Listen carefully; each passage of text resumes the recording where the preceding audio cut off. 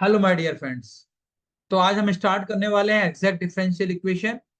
और हमने अपनी पिछली वीडियो में लीनियर डिफरेंशियल इक्वेशन और बर्नौली डिफरेंशियल इक्वेशन पे डिस्कशन किया था। और जो ये मेथड्स हैं, सारे methods first order and first degree differential equation के हैं। जिसमें सबसे पहले है वेरिएबल ऑफ सेपरेशन। पहला मेथड था जो आपने 12th में पढ़ा था। Homogeneous differential equation, linear differential equation से हमने स्टार्ट किया है अपना। नेक्स्ट था बर्नौली डिफरेंशियल इक्वेशन, जिसमें हमने रिड्यूसिबल टू है लीनियर डिफरेंशियल इक्वेशन कंप्लीट की। अब आज हम बात करने वाले हैं एग्जैक्ट डिफरेंशियल इक्वेशन से। बहुत इंपॉर्टेंट मेथड है, इससे हम सारे डिफरेंशियल इक्वेशन जो फर्स्ट ऑर्डर और फर्स्ट डिग्री डिफरेंशियल इक्वेशन है उनको भी हम सॉल्व करेंगे। A differential equation of first order and first degree can be written in the form M D x plus N D Y is equal to zero. तो हमको और आपको ऐसी डिफरेंशियल इक्वेशन को इस फॉर्मेट में लिखना है। कैसे फॉर्मेट होगा वो?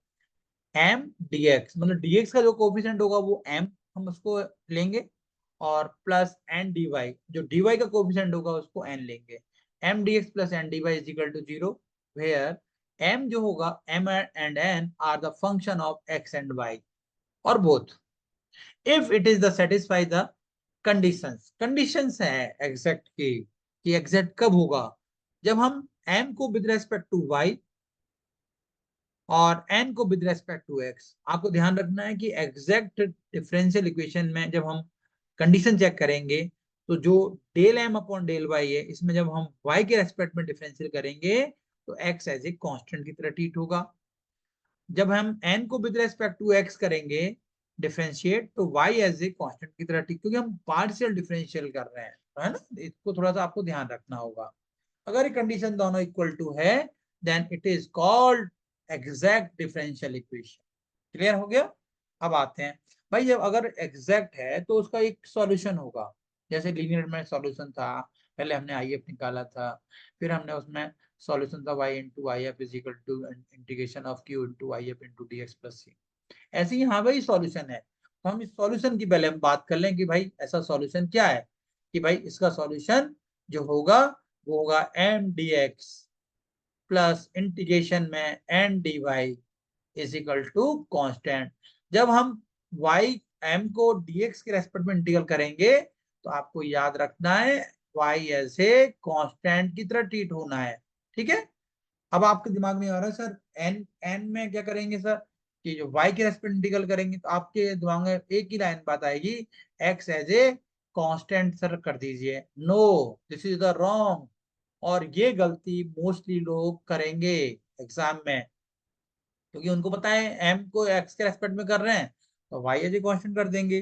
जब n को हम y के रेस्पेक्ट में इंटीग्रल करेंगे तो हम x को, नो, ये काम नहीं करना है ना, ध्यान रखना है।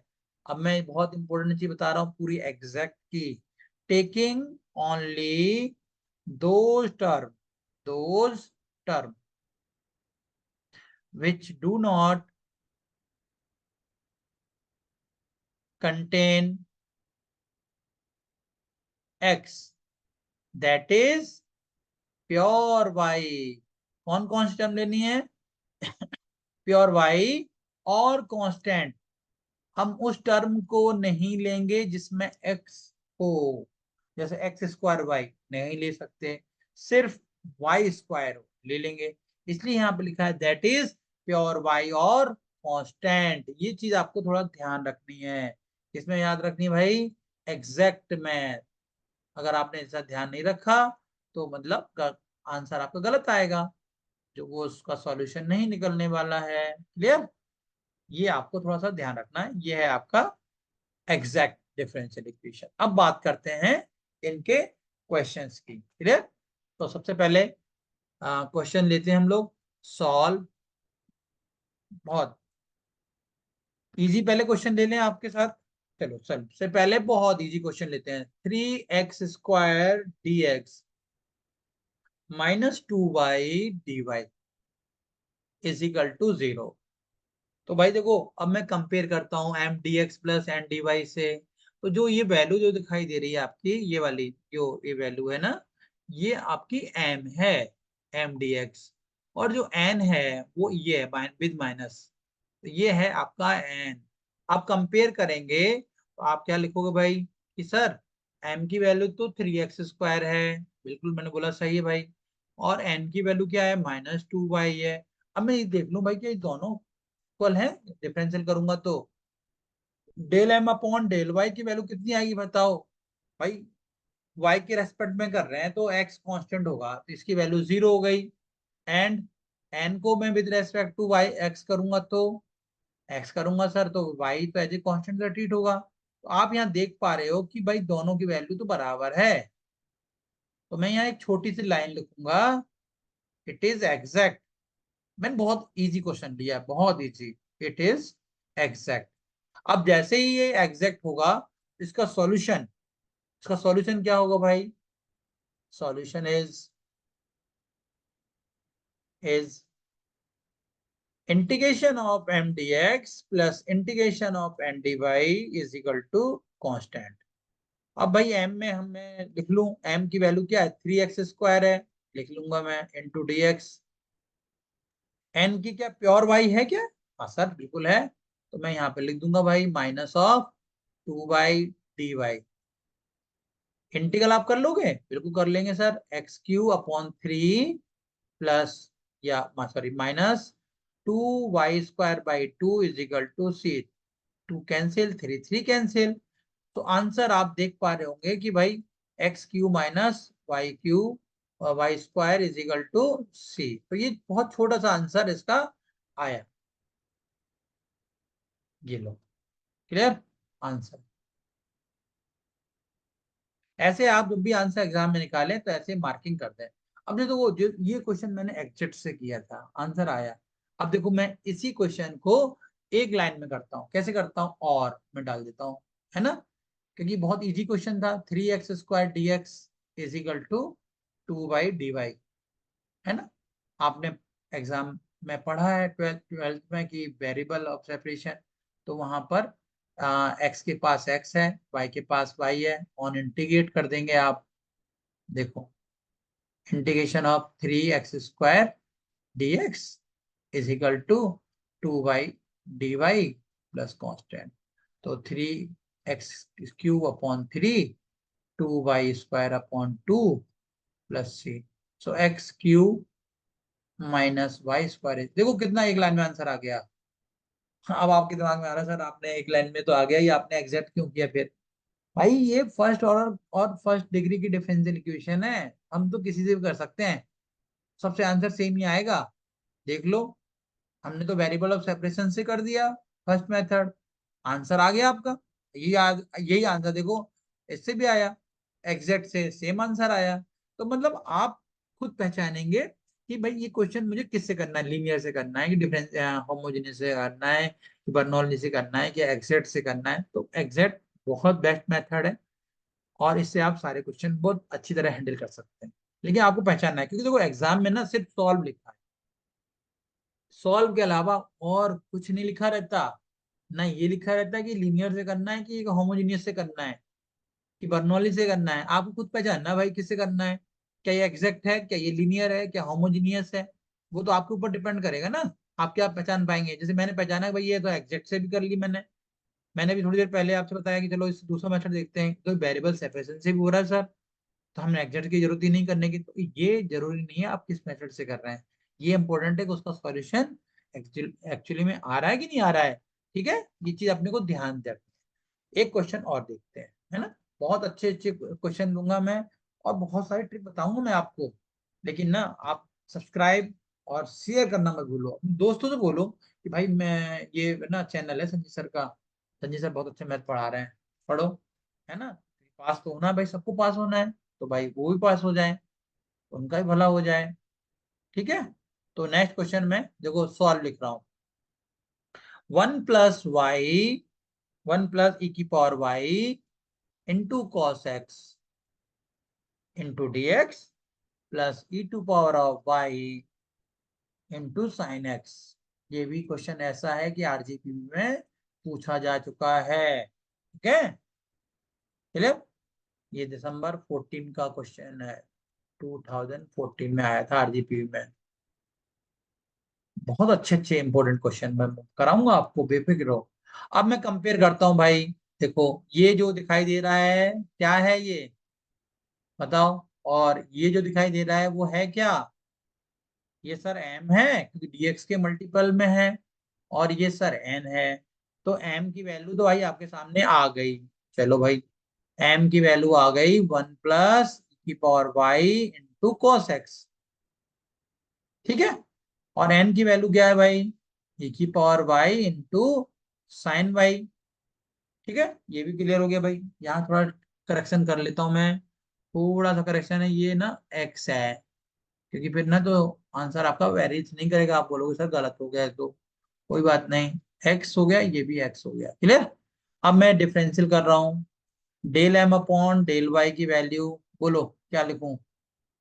y के रेस्पेक्ट में कर रहा हूँ, cos x से तो कोई लेना देना नहीं है, और 1 + e y का, 1 का डिफरेंशियल 0, e⁻y का e⁻y, तो e⁻y इंटू कॉस एक्स। ठीक है, अब इधर आ जाओ, n को विद रेस्पेक्ट टू x करो, तो e⁻y तो कांस्टेंट है, क्योंकि x के रेस्पेक्ट में हम पार्शियल डिफरेंशियल कर रहे हैं, तो साइन x का डिफरेंशियल कितना हो जाएगा। अब आप देख पा रहे होंगे कि सर ये तो बराबर आ गया।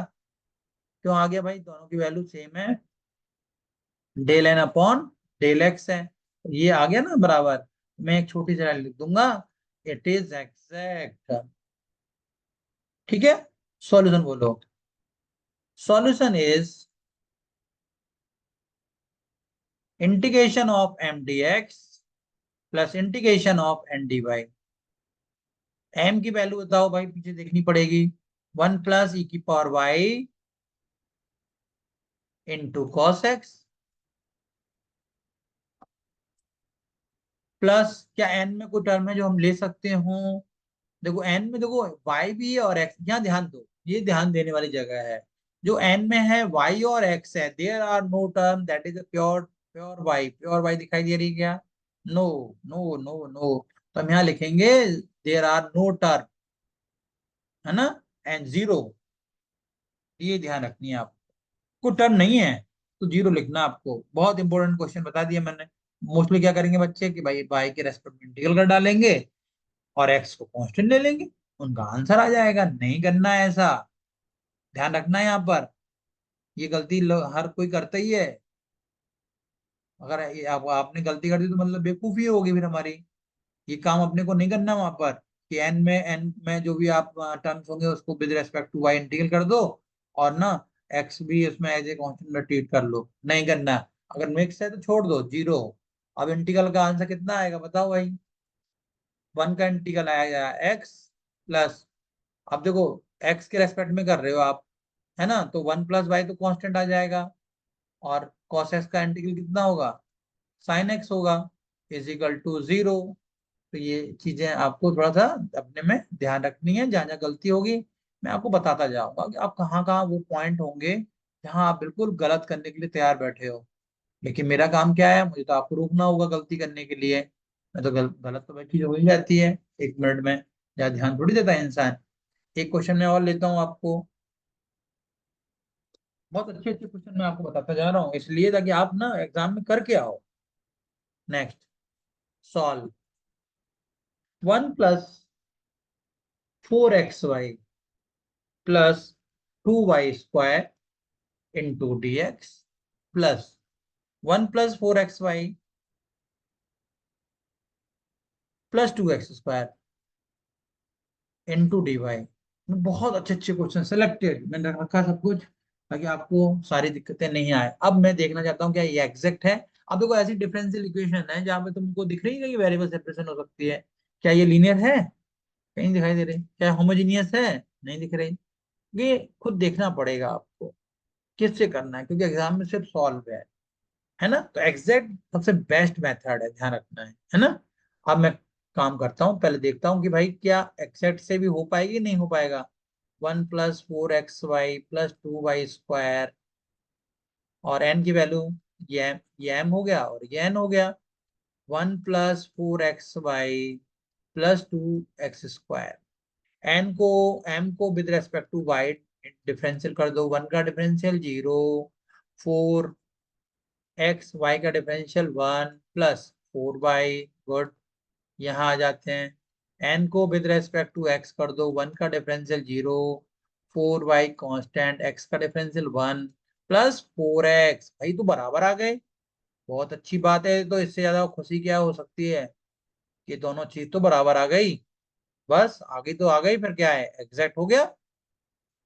इट इज एग्जैक्ट, बिल्कुल सही। जैसी एग्जैक्ट हो जाए, सॉल्यूशन तो आपको रटा पड़ा है। M D x plus solution is integration of M D x plus N D Y is equal to क्या होगा बताओ, कांस्टेंट सी। एम की वैल्यू लिख लो भैया, 1 + 4xy plus 2y² into d x. अब ये बताओ कि एन में कोई टर्म लेने लायक है?